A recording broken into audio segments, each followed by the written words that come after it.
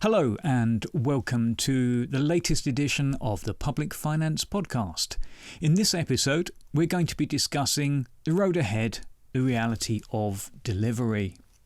Now, regular listeners will recall that last autumn, we, Localis and CIPFA and our colleagues at Norse, we all attended the party conferences and carried out 3 fringe events where we met government ministers, MPs, local government leaders, and we asked them to give us an understanding of what is going on and what was likely to happen for local public sector organisations. That was in the autumn, and their predictions were pretty weak. Well, now councils are finalising their budgets for the coming year, and despite the extra funding of believing what Michael Gove says, £600 million from central government, every local authority has signalled they have a gap that's going to have to be filled by either making budget cuts or spending reserves. Well, there's also an added uncertainty because we are in both a general election year and also many local authorities will be holding elections in May. So what we're going to do with this podcast is look in detail at how councils can navigate a way through the coming months ahead. And joining me from those organisations that co-presented at the party conferences are some key people who are going to help us make sense of all of that. So first of all, I'd like to welcome Jonathan Werran, who is Chief Executive of the Localis think tank. Welcome aboard, Jonathan. Many thanks for having us on the show again, Chris. Also joining us is Joanne Pitt, Senior Policy Lead at CIPFA. Thank you for joining us, Joanne. Good afternoon, Chris. And also a colleague who was with us at those 3 party conferences, Justin Galliford, Chief Executive of Norse Group, which is owned by Norfolk County Council. Good to have you back again, Justin. Pleasure to be here, Chris. I've just realised we've got all of the J's. Now, I think it's worth us starting off to really look in detail here. If you're a local authority, you've got some really serious issues ahead. I mean, taking, for example, Suffolk County Council, they announced that they were going to cut all of their art spending. That was 500,000 quid. But across the piece, all have said we are facing really significant pressures. The extra funding that came in, all it did was shorten the gap. So if you're looking at the next 12 months and the fact that reality being such that it could all be different in a matter of months, what options do you have? I think it's probably worth just starting off with perhaps some advice from Joe from the CIPFA perspective. What's the guidance that you'd be giving to or are giving to local authorities at the moment in terms of what they need to think about? Well, I think every organisation that you've talked about, all those local authorities really facing some very tough times. We have to really start to think about reform for public services at a fundamental level. You know, the needs of society have changed such that the way that local authority is funded just doesn't meet and match those needs. But that's a sort of long-term conversation that many people, including CIPFA, are calling for. But in the short term, you're talking about sort of the next 12 months in your conversation. I think that local authorities will need to really think about good financial management, doing a lot of the boring bits very well. They need to really keep a close eye on spend. And if I just I think I would maybe best take you to some of the issues that we see in high risk authorities. So I suppose what I'll be saying is, you've got to really think if any of these are relevant to you, and take action to reduce those risks. So if your reserves are going down and you're not able to concentrate and understand that's an issue. We also see that if your capability and capacity for improvement has been reduced, that again is an issue that we would want you to think about over the next 12 months. Going up in the other direction, so if you see your debt increase, your budget gaps increase, risks going along that are unchallenged, unplanned overspends. All of those are areas where if you're looking at those and those are affecting you over the next 12 months, you need to take additional scrutiny and oversight into those particular areas. So it's having a really strong view of the organisation and what's going on, and also risks, say, for example, with partner organisations. Yes, particularly risks. Understand your risks and do something to mitigate them. I'm going to bring in Justin at this point because you're a critical partner in all of this, because you're on the supply side. So you're working with local authorities across the country. This is as much an issue for you because there will be councils coming to you and saying, okay, well, we've got contracts, what can we do here? From your perspective, what's your advice? What are you looking for? Thanks, Chris. I think, yes, we're certainly very cognizant of the fact that a lot of authorities are in an increasingly tough space. From our perspective, what we will say to people is, well, let's have a look at what we're doing for you, and let's, in line with your broader stance as an authority, let's consider what you deem to be statutory, and then let's look at those other things, and let's decide how, or if indeed you want to keep doing those at all. And we're not in that space yet with anyone, I'm pleased to say, but thinking pragmatically, and I think picking up what Joe said, that's the kind of advice we would look to offer. Quite interestingly, of course, there is still this debate about what is statutory. Some stuff quite clearly can't be argued, but others there does appear to be some greyness. So I think, for what it's worth, that's a really important area for authorities to focus on if they haven't already done so. So they've got a kind of clear approach in and how they're going to begin to tackle and think about areas where they can reduce or manage spend, perhaps for some services they haven't yet touched. I'm going to bring in Jonathan this one, because obviously you're working with local authorities in terms of how they manage issues, particularly Localis. It's always been about local partnerships and place. And what are they telling you about the problems that they're facing over the next year? I think, Chris, every council has its own unique circumstances, its own population, demographics, social issues, and all the rest. But I think a prevailing understanding, I'm guessing, is that the 600 million, though welcome, it kicks the can a bit further down the road for a matter of weeks, months, depending on it. It doesn't touch the sides. For some of the larger rural councils. It's clearly what we learned from going round the party conferences was that across all the main parties and their councillor base and MPs who understood the issues at stake. This is a game that can't go on. I all I could argue is though.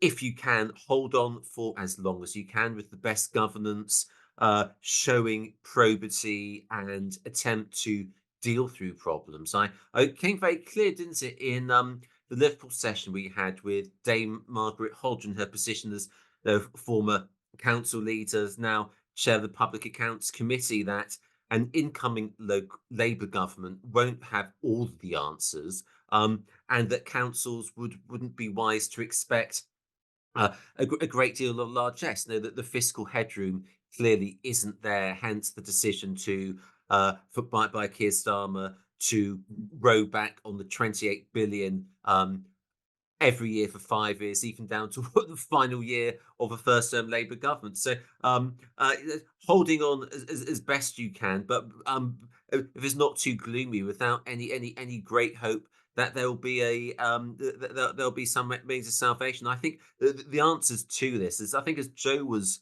and Justin were mentioned, will be more around effective governance to prove that local authorities are doing the best they can. I do think there's a huge amount of discussion in the sector at the moment about what the role of warning, performance improvement, and scrutiny is going to look like. And I would leave it at this, in the same way that sort of council tax is stuck in property values from the time when Bryan Adams was warbling away about everything he'd do it for you, from the Robin Hood Prince of Thieves soundtrack. We're stuck in a 1984 paradigm, which, going back to my 80s childhood, would have been Frankie Goes to Hollywood, either The Power of Love or Two Tribes. And I would argue, having moved on 4 decades on from Ted Knight in Lambeth and Militant in tendency in Liverpool, that we need to shift and to adapt in line with how organisations have changed, how local government has changed, to a new paradigm for effective governance that brings in a bit more wisdom of how things have changed and will need to change going on into the future, Chris.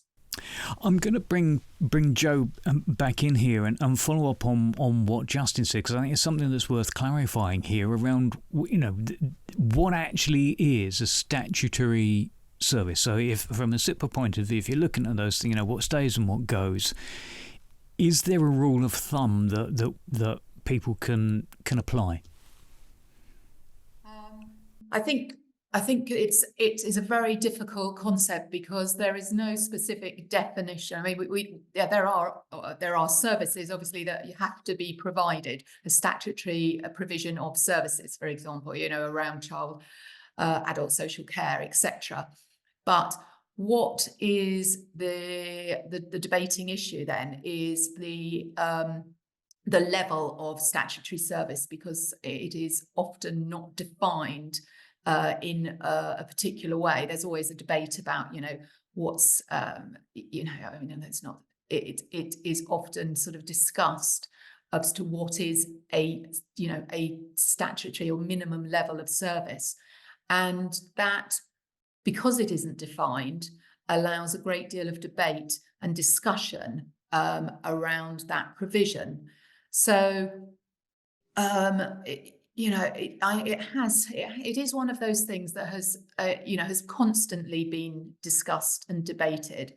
I don't think that there will ever be a definitive line, because it would be too difficult to start to do that, and it wouldn't be, everybody wouldn't possibly agree as to what a certain statutory level of service is. So I think that what we need to do is to move with that concept, but accept that there will not be a definitive answer as to what is a statutory level of service, and that will change across each individual local authority. And in fact, in many ways, that's sort of the essence of local government as well, is the ability to make those decisions on a local basis. But I think you'll have that conversation for quite a while. That's statutory. Would it be fair to say there's a rule of thumb that if you get to the point where you're talking about what is or isn't a statutory service, then you've actually already hit a problem? So actually the thing to do is to be in the space where you're not having to have those really, really difficult conversations. So you've got a plan that is short and a plan that is long, and you've got enough visibility to be able to kind of flex. Absolutely. I mean, it's a very, very difficult position to be in, sort of saying, well, we can have this because it's a statutory service, but we're going to drop that because it's a non-statutory service. Because also there is no clear there's a lot of grey areas in between. So, for example, sort of you talk about sort of the impact of parks or things like that, and leisure.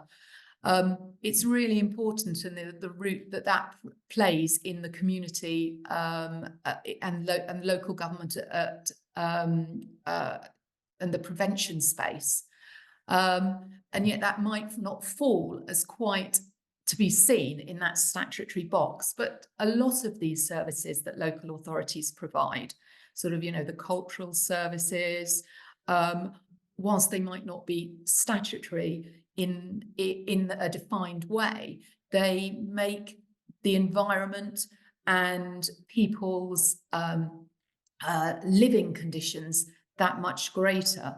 and they all contribute to a sort of well-being of society in that bigger.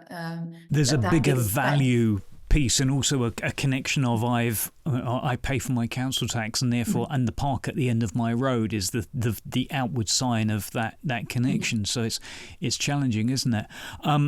Justin, what I was going to look at, and I think it's sort of to follow on from that, is there are some things where there very definitely is a statutory demand, particularly, so for example, in education, we've seen it with special education needs, because you have those families that will rightly, once they've got huge pressures, they need support. There is going to courts to get councils to up their provision and all that sort of thing. It's a very emotive and very difficult subject, and it's also a very financially challenging one. What can councils do in terms of, it's been one of the complaints that SEND is one of the pressures. Is there anything else that councils can do or think about to kind of minimise the impact in that area? Well, I mean, I think, first of all, Chris, you say minimise the impact, and I think that's exactly where we are. As you say, the impact is huge. Whichever authority talks about it, they've all got very similar pressures with regards to SEND and homeschool transport. So I think one of the things is to have to begin to look at very different models of what that service delivery might look like. And that is going to potentially vary from authority to authority. And I think it's in its infancy, but I think there are some authorities out there doing some fairly interesting stuff. But some of it is quite radical. It is without doubt a massive challenge for authorities, and it's something which I think needs some serious consideration from whoever is in government next. Jonathan, the whole issue of SEND is as much. I'm sure you're talking to local authority leaders. Is this something where really ultimately Department for Education needs to step up and step in and bluntly put some money in? In an ideal world, yes, it would be. Sort of SEND is similar with school transport provision. It's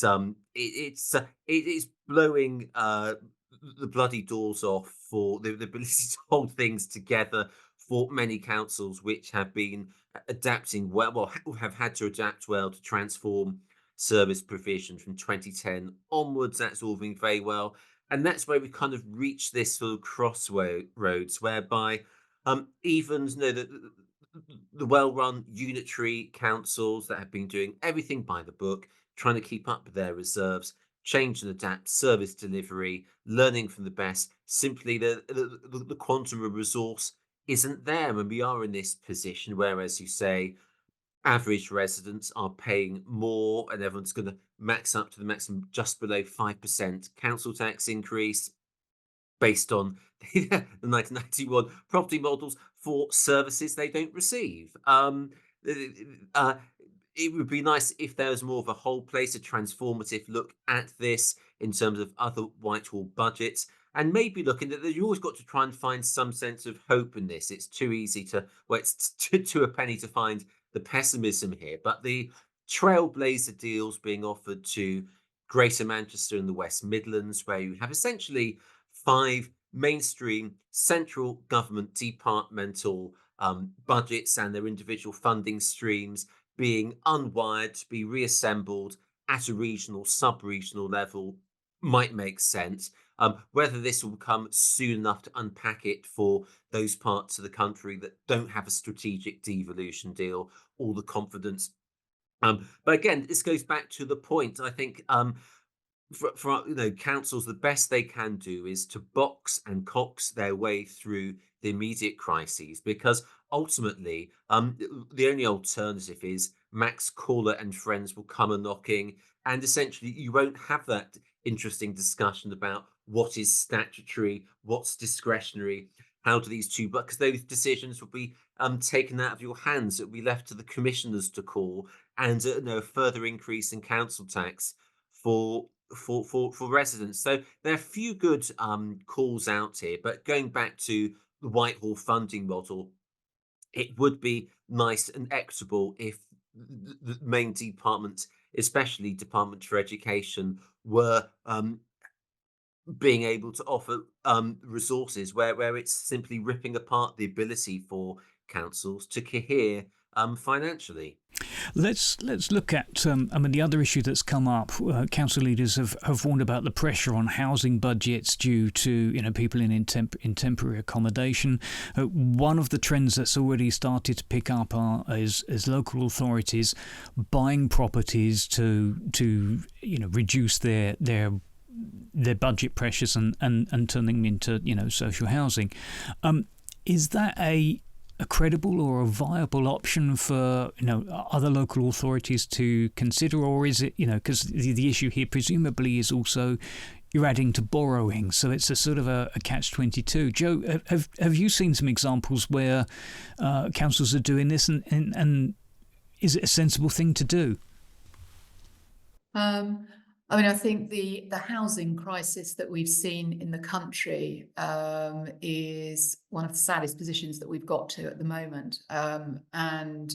Whilst politically there has been moves to address it, I think that the vast change that we've had in housing minister in the last few years just shows that there is no consistency of message around this particular subject. We've at CIPFA we've written a publication a number of years ago talking about the challenges within the housing sector, and also some of the legislation that sort of ties some of the hands behind the local authorities back with sort of right to buy, discounts and receipts. So I think that what we are seeing is local authorities attempting to provide good standards of accommodation for those that need them, but that we do need a more strategic cross-country approach to the provision of housing. Justin, you're going to be helping deliver some of these projects. Is this something that's been successful? Do you think it's something that works? Oh, I think it's been seemed to be successful, certainly in the early stages in several places. But of course, it is very location specific. It depends on what the average house price is. It depends on what the demand is, and of course, what stock is available. I certainly take your point about it requires more borrowing. But ultimately, in the business case, that has to be offset against the eye-watering costs that many authorities are having to pay to temporarily house people in what is really unsuitable accommodation. I don't think anyone would disagree, particularly when you have families, multiple families living in bed and breakfasts or budget end hotels with very limited facilities. So I think it can work, but of course the challenge for authorities is, has been outlined, some of the complexities around their ability to retain receipt if they dispose of the asset in the future and what that means. And of course, once they have this stock, they've got a statutory responsibility to maintain it in a certain way. So those issues need to be considered as well to make sure there's adequate provision and ability to do that, so they don't inadvertently fall into other issues. And of course, this comes right at a time when the social housing regulator is increasing its governance and requirements for social landlords to a very high degree, following some of the very tragic incidents that we've seen over the last few years. So it really isn't a simple, quick fix that gets everybody out of trouble then? It's not simple at all. I think it can work, but it really is case by case, and it needs some solid consideration. I wanted to the other sort of set of organisations that we haven't talked about, and they're important and they're starting to raise concerns. It's obviously third sector. There's been 2 reports out by the lead organisation that represents charities that are highlighting that over the last 14 years they've absorbed costs, they've helped councils to deliver in services that would otherwise have been cut, but even they are now saying that they're in a position they cannot now deliver service. They've got contracts that they're going to be unable to continue with. Obviously we've got the energy crisis and those sort of things. the deals that were done 3-4 years ago are now no longer sustainable. They're actually, local authority work is a risk to their budgets, and that's a worrying situation. I guess, Joe, I mean, is CIPFA looking at that relationship with the charities, with third sector, and is there anything else that can be done, or is it we really are all in this together? I think with the charity sector, it's extremely difficult because you've, in addition to sort of a reduction in the money available, that money often comes from a short term, so it makes planning for that sector particularly challenging as well, and that leads to issues around sort of value for money and being able to get staffing and making those long-term decisions. So I do think that they have been caught in a bit of a perfect storm. And at the moment, the work that they do to support local authorities and within the community is absolutely essential. It's important that they still remain part of the approach to providing services. I think costs, they've been hit with costs as local authorities have been, rising inflation, staffing costs, all of those, types of additional demands, costs that we've seen over the last year, and that's all played in to them really struggling to deliver some of those services. I guess. I mean. Justin, I mean, you must be involved in projects where a third sector partner is involved. What's the feedback? Are you getting feedback on these kind of issues? Indeed, we do. We do work with some third sector partners, and I think it's variable. But without a shadow of a doubt, the third sector is really starting to struggle. I think in many ways, though, what Jonathan said is really important. If you can hold on, try and hold on. We are starting to see some reprieve from inflationary pressures. Only today they're talking about food prices beginning to come down a little. Fuel prices are stabilising. It's not a lifeline, but it might just be enough to let the ground settle and hopefully allow the third sector and local authorities just to reconsider how they can continue working together in some format. Despite what looks to be a challenging economic environment over the next 2 to 3 years at least. I'm going to bring in Jonathan here because, talking of lifelines, we've got a budget statement coming up, and we've got a situation where the Chancellor's under pressure from his own side to cut taxes, and we've also had an extraordinary statement from the IMF saying actually those kind of election giveaways are really not helpful, and you need to think about balancing the books and protecting services. So is there a chance of a lifeline from Jeremy Hunt, or are you sceptical? I think one would have to be rightly sceptical, given where we are borrowing in recent months as against tax returns. There isn't the headroom to offer much. Maybe a bit of leisure domain, bit of sleight of hand, some on the surface tax cuts, which will have to be paid for by the and these are Robert Hughes's words from the Office for Budget Responsibility, not mine. Sort of fantasy fiction public service cuts, which will have to come off the edge of a bigger cliff than was even penciled in 2010. So really talking about a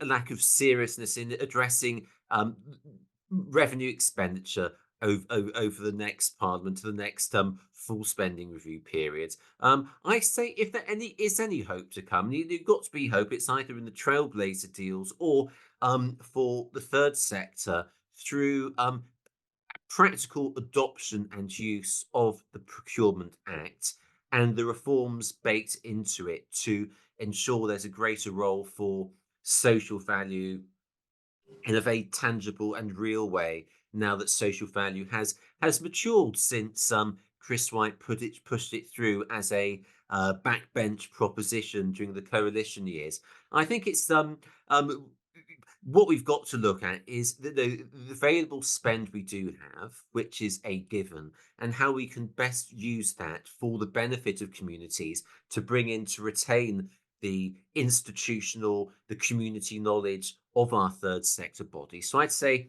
the unglamorous innards of procurement and innovative early use of the benefits unleashed by the Procurement Act are a pathway we can follow. Joe, you're leading on policy for CIPFA. I'm sure you're having conversations with officials in Treasury and ministers and MPs. What's CIPFA's ask, hope, belief, dream? What is it that you want to hear? In an ideal world, what would you like to hear the Chancellor say when he stands up at the dispatch box? Well, you're probably not surprised to hear that we would like more money for the public sector, but we would also want a sort of a conversation around public sector financial reform, looking at long-term sustainability of that. And the other thing we might want him, if he was going to give us one of our Christmas wishes, is some sort of commission to look independently at local government for the funding, to ensure that the funding envelope that is provided matches the needs of the sector and the demands that are placed on the sector by central government to deliver. So I suppose that would be a Christmas list. I don't think I'm expecting him to say that. I'm trying to work out. That's what I'd say. I'm trying to work out which fiscal year your Christmas falls into. I'll be Christmas's past, Christmas's present, or Christmas's future. Justin, you're obviously, from the business side of things, what are you hoping or looking to see from the Chancellor when he makes his statement? It's not really going to be a penny off petrol. Surely you'll want more than that. I think any business would want more than that, but equally, I think we have to be realistic. Jonathan outlines the assessment from the OBR. I think we have to be very guarded about the real value in any potential tax cuts, given the gravity of things. I think quite simply, until interest rates come down, I don't think there's going to be too much significant fiscal headroom. And that's before we start to consider how we can really grow the economy rather than just make a little bit of room, so to speak. Mm. Well, I've got one final question left, because I always try to finish on an optimistic note. For if no other reason than we all need to think about the future and next week and everything else. If you're talking to a local authority leader, what are your thoughts around the coming months? Is there anything to be optimistic about? Joe, are you okay about the future? I think that. I think that it is a challenge, but I tend to think that the local government sector is incredibly innovative, and whilst some of the headlines have been very challenging, a lot of local authorities are extremely well run by extremely capable individuals who are full of enthusiasm and ideas and dedicated to the provision of service. I think that provides a really good foundation for the provision of services to the community. I think that that within that they need to, people will need to dig deep to find a way of securing a way forward, and something that lasts sustainably. But I think that's where I would go. I think the actual essence of the individuals and the people that work within local government is something that is often difficult to replicate anywhere else. Justin, have you got some words of optimism for the colleagues that you're working with in local government? Well, I think the really positive thing is that actually, as we approach the beginning of the new budgetary year, we haven't seen lots of authorities coming forward with real financial issues that they need help with. So they've done a tremendous job getting to a position where they're going to enter the year with a budget they know that they can achieve. If nothing else, that gives them a bit of breathing space, and it gives them time to begin to think about the longer term. And when we say the longer term, of course, we really begin to think about what happens for whoever comes in into next government, and to begin to think and perhaps collaborate and work with those institutions that lobby on their behalf to make sure that their voice continues to be heard. I do think that the amount of press coverage we're seeing in national media and kind of local press about the budgets that budget pressures local authorities are under is really useful, because it's finally becoming a popular agenda item, and so it should be. So I really do hope that that's going to help galvanise next government into reinvesting in local authorities, rather than I think what has been a real push on them whilst they look to allocate funds to other parts of public sector spending. Jonathan, what's your thoughts, and what's your advice to the people charged with delivering this really challenging agenda? I would say, as Joe said, look, local government is full of very capable, dynamic, committed people who rise to challenges. That's been a historic precedent. This shouldn't be any different. Clearly, so the next government, if it's going to have any chance of meeting its ambitions, 10 new towns, 300,000 homes a year on housing and planning alone, it's going to require a foundational local state to deliver them. Otherwise, it's going to be kind of candy floss without the stick in the old. It's got the local state is going to have to be there to make it cohere, to make it work, to make it manageable. And although it might require some transformation of local government as a delivery partner, some reimagining of its role as a place leader in these straitened times, it will find the people will find it. And there's be a way to adapt, whether it's through AI and data analytics to improve local outcomes for neighbourhood service delivery, which we will still need. You can't have a strong local economy that contributes to a net exporting nation if no one's sweeping the streets, providing a safe public realm. No, we need all of this. So this is going to have to be recognised. The big question is funding and resourcing over the next spending review, and putting some reality into the day-to-day spending limits, which will dictate local government's ability to withstand the next pressures, as well as what might be beyond that limited fiscal envelope if we are to look at a studied and well-argued case for a certain amount of fiscal devolution. I'm not expecting HM Treasury to abandon the entrenched habits of a lifetime in Horse Guards Avenue, but I think there is a strong, irrefutable case from our Northern European counterparts, which we've looked at again at Localis, whether the Netherlands, the Switzerland, or Germany, where the retention of some local yields of growth can provide the capacity, which local government is clearly missing in many ways, to deliver the economic growth, the house building revolution, and all the other things which a new government will be ambitiously setting out its stall on. So keep the faith, local government. It would be my final message of hope for you, Chris. Well, you can't get much more optimistic than that. So pretty much hang on to your hats, do some thinking, and have your letters ready to speak to whoever's going to come in after a general election, whenever that might be. We are weeks, months, probably certainly months away. So, watch this space.